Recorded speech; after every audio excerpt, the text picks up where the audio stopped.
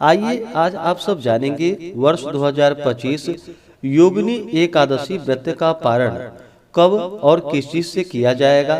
पारण का क्या समय होगा, किस चीज से पारण करना चाहिए। तो आइए जानते हैं योगिनी एकादशी व्रत की पारण विधि के बारे में। इस बार योगिनी एकादशी का व्रत 2 दिन पड़ा है, 21 जून को और 22 जून को। जिस प्रकार से एकादशी व्रत रखने का विशेष महत्व माना गया है, उसी प्रकार से एकादशी व्रत का पारण अगर सही समय से ना किया जाए तो उसका पूर्ण फल प्राप्त नहीं होता है। योगिनी एकादशी का व्रत जो भी भक्त सच्ची श्रद्धा के साथ धारण करते हैं, व्रत में नियमों का पालन करते हैं और सही समय के अनुसार व्रत का पारण करते हैं, तो इस व्रत के प्रभाव से व्यक्ति के समस्त पाप नष्ट हो जाते हैं। ऋषि श्राप, देवी आपदा आदि जैसे आपराधिक कष्ट दूर होते हैं, सुंदर स्वरूप की प्राप्ति होती है तथा 88,000 ब्राह्मणों को भोजन कराने के समान पुण्य फलों की प्राप्ति होती है। इस बार योगिनी एकादशी का व्रत 2 दिन पड़ा है, 21 जून को और 22 जून को। एकादशी तिथि प्रारंभ समय 21 जून 2025 दिन शनिवार सुबह 7:21 और एकादशी तिथि की जो समाप्ति है वह 22 जून 2025 दिन रविवार सुबह 4:28 पे एकादशी तिथि की समाप्ति है। व्रत का पारण के लिए कहा गया है, पारण हरिवासर समाप्त होने के बाद करना चाहिए।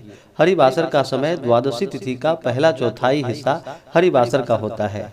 द्वादशी तिथि प्रारंभ समय 22 जून 2025 दिन रविवार सुबह 4:29 और द्वादशी तिथि की जो समाप्ति है वह 22 जून 2025 दिन रविवार रात्रि 1:24 पे द्वादशी तिथि की समाप्ति है और हरिवासर समाप्त होने का समय 22 जून को सुबह 9:42 पे हरिवासर की समाप्ति है। तो जिन्होंने 21 जून को व्रत धारण किया है वो भक्तजन 22 जून को व्रत का पारण दोपहर 1:47 से शाम 4:35 तक व्रत का पारण करेंगे और जिन्होंने 22 जून को व्रत धारण किया है वो सभी 23 जून को व्रत का पारण सुबह 5:40 से सुबह 7:40 तक व्रत का पारण कर लेंगे।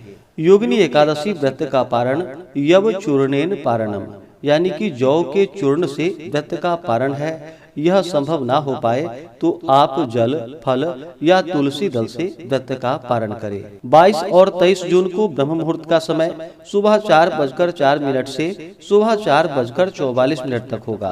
प्रातः काल पूजा का शुभ मुहूर्त सुबह 4:24 से सुबह 5:24 तक होगा।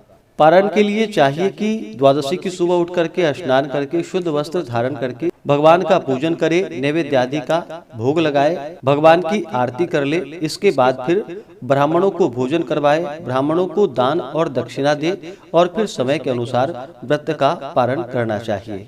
इससे अनंत फलों की प्राप्ति होती है, व्यक्ति के सभी प्रकार के पाप और ताप नष्ट होते हैं और अंत में भगवान विष्णु के धाम की प्राप्ति होती है। इसी प्रकार से ज्ञानवर्धक जानकारियाँ प्राप्त करते रहने के लिए, व्रत पूजा के बारे में जानने के लिए, कथा को सुनने के लिए चैनल पे अगर आप पहली बार आए हैं तो चैनल को लाल बटन दबा करके सब्सक्राइब करें, साथ में बेल आइकन घंटी को दबाएं ताकि आने वाली वीडियो का नोटिफिकेशन आपको समय से मिलता रहे।